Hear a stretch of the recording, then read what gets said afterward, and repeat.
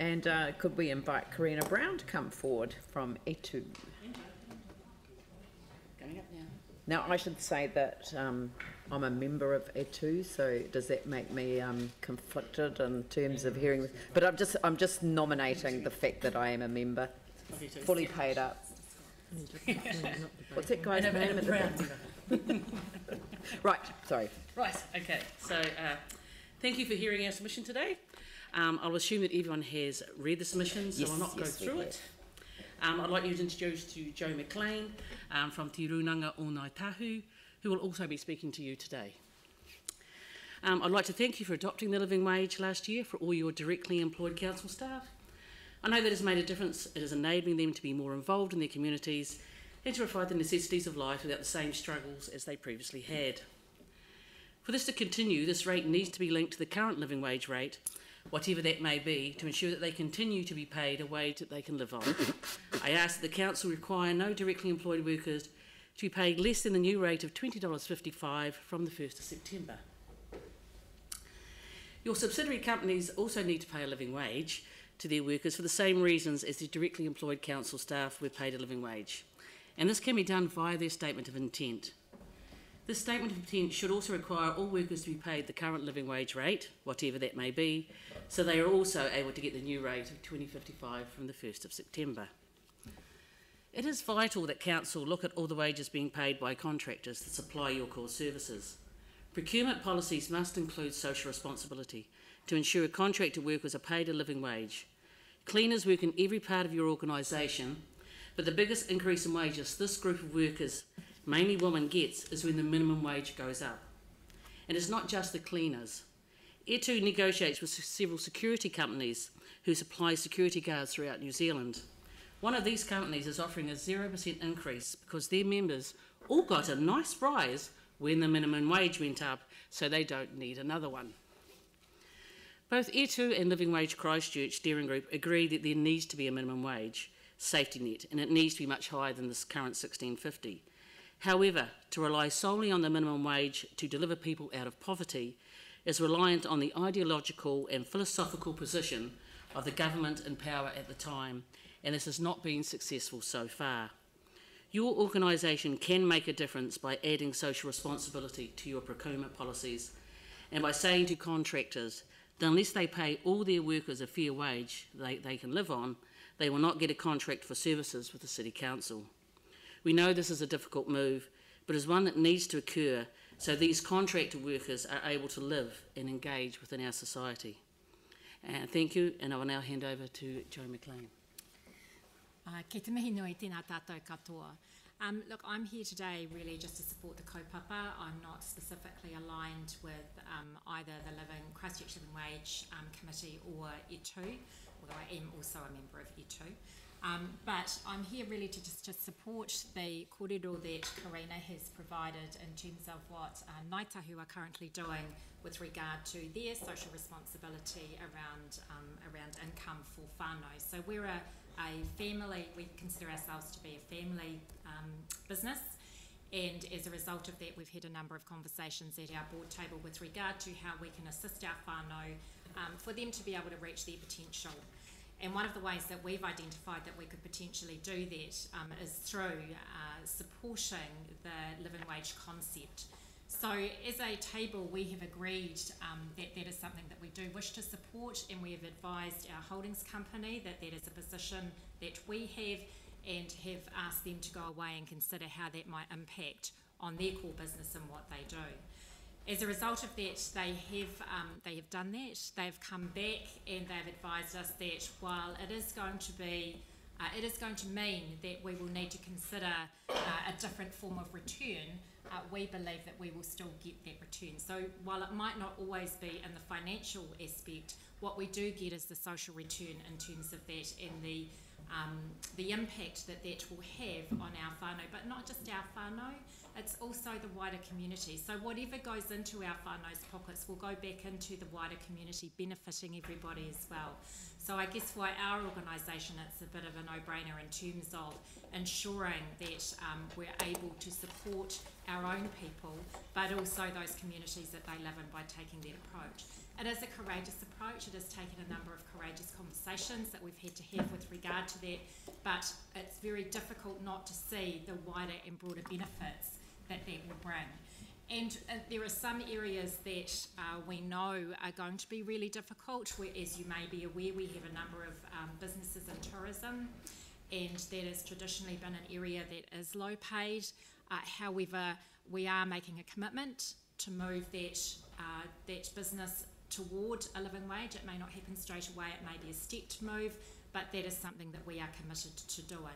And we believe that by doing that, that will also change the lives, not just for our people who work for us and our whānau, but those in that whole industry as well.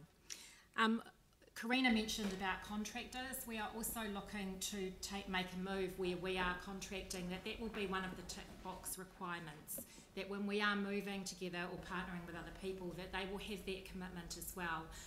We believe so strongly that that is going to make such a difference. And so our subsidiaries, as I said, will be aligning that as well. I think that's probably all I wanted to say. As I said at the start, however, as an organisation, as a whānau, as an iwi, we totally support what that can do and the difference that that can bring to everybody, really. Kia ora. Kia ora. Aaron? Yeah, I'd just like to, if you could, explain or hopefully dispel a myth around people that work for minimum wage, and hopefully more for the living wage, because you see this pop up with when it turns up online, the stories and the comments that can often be quite nasty around people that work for minimum wage should only do it for a short amount of time. It's not a career option. The idea is you get educated, but there's plenty of people that choose to do particular jobs in society where they may stay there for their whole life. Would you like to speak to that and the value of those people? So one of the issues we have, especially in the security guard issues where they're really quite lowly paid, is that the training is where the problem can be. These people want to be trained, they actually would like to be trained, but the employers don't offer the training. And it's the same with cleaning. That there is some certificates that they can get to actually improve them a lot. But even when they improve it, I mean, the reality is the supervisors for some of the cleaning companies are only getting $1 more than what the minimum wages are paying to the actual workers, and they're still getting increases, and they're losing their relativity as the minimum wage goes up. And it's the fact that, especially for our migrant, our Māori, our Pacifica, which are overrepresented, especially in cleaning, is the problem is actually getting the jobs. Because there is an unconscious bias that occurs when people actually, when they have people side by side, they won't necessarily employ the Māori or the Pacifica person because they have a view of what society means that they're going to be working like, which is really wrong, but they do. I mean, you just have to look in the courts when you can see two people, if you have a Māori and a white person actually with the same charge, often the white person will actually get home detention and the Māori person will end up getting a prison sentence. We do actually, without meaning to, unconditionally bias, and actually and the wages of Māori and Pacifica are so much lower. You're looking at the average wage, no matter how hard they work, they can't seem to bring their wages up, and it is really creating a wage inequity in our society that we really need to address. And the minimum wage is not doing that. It is a mechanism of a safety net, but it's not actually a mechanism to actually protect them, because yes, these people do want to earn a good wage, but someone still has to clean our buildings, someone still has to look after has to guard our places, even if it could mean, as in the case in Countdown, where they're going to get king hit and killed for the minimum wage. Sorry, if you could add the disability sector to that grouping as well, because they're paid a third less on average than the rest of the population. The disability section, we cover IDEA and all that, and that's a real big issue, and it's one that we're trying to address there through again for the certification. But there's also a problem within our own rules yet. They still actually have the ability in our law to pay someone on disability lower than even the minimum wage, and that is just wrong, and it's actually discriminatory. Glenn? Kia ora, Karena and Joe, thank you. Can you tell us how the living wage benefits the whole community, and not only those who receive it? I think there's a lot of curiosity out there, but also a bit of a kind of a knowledge gap over this. Well, the problem is that, if you look about the wages, people mostly on the lower wages tend to actually spend most of their income again on rent, on food, on power. So they actually tend to give most of their income back into the region where they're living. Whereas people who are on higher incomes, they tend to save their money. They go on overseas trips, so they take their money offshore. They'll buy. But the lower wage, they actually have to buy. They buy from the local stores. They buy from the local supermarket. If they get a car, they're probably buy it from the local stuff. They actually don't tend to, they're not going to bring the import in themselves. So they tend to put the money back into the community, and they put it all back in. And because even on a living wage, it gives them a little bit of a buffer. But people on the minimum wage, I mean, they're being done over by loan sharks, by those companies, which when they actually have, if a vehicle breaks down and they can't get money because they're working, they actually have to, get an advance on their wages, and they pay it back within, 2 weeks.